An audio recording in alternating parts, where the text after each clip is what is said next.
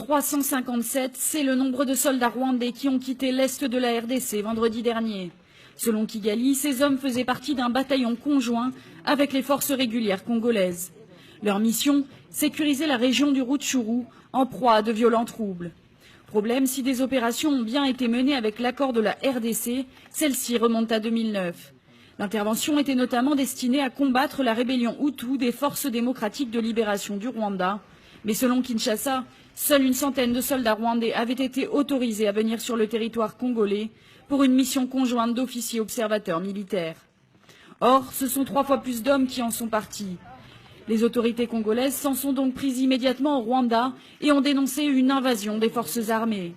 Le gouvernement congolais a de nouveau accusé Kigali de soutenir les rebelles du M23, un groupe armé qui sévit dans l'est du pays depuis le mois de mai.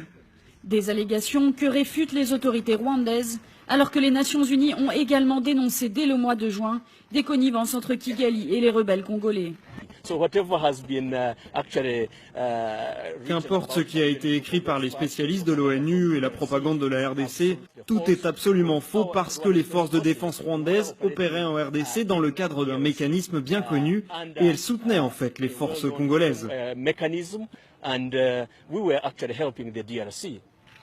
Pour les autorités congolaises, Kigali s'est servi de cette opération militaire pour exfiltrer des éléments de soutien aux rebelles, craignant des sanctions de l'ONU.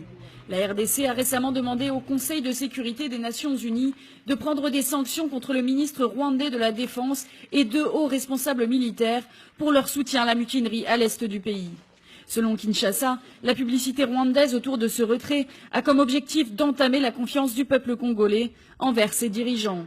Mais le peu d'explications des autorités congolaises sur la présence des forces rwandaises dans l'est du pays alimente la rumeur. Certains accusent la RDC d'avoir conclu un accord avec son voisin. Les forces spéciales rwandaises ont d'ailleurs franchi la frontière dans les uniformes des FARDC avant de les échanger rapidement pour ceux de l'armée rwandaise une fois sur le sol. On one side, it's being accused by the government of the DRC. D'un côté, le Rwanda est accusé par le gouvernement de la RDC d'alimenter la rébellion, mais de l'autre, le gouvernement de la RDC ne dit pas à la communauté internationale, dont les Nations Unies, que les Rwandais étaient des partenaires pour assurer la sécurité dans le pays. Donc, la confusion dans les mots et les actions de la RDC pourrait ou non envenimer la situation.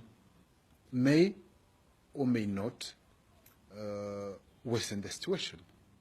L'opposition congolaise s'est en tout cas emparée rapidement du sujet. Lundi, plusieurs partis politiques ont signé une déclaration commune.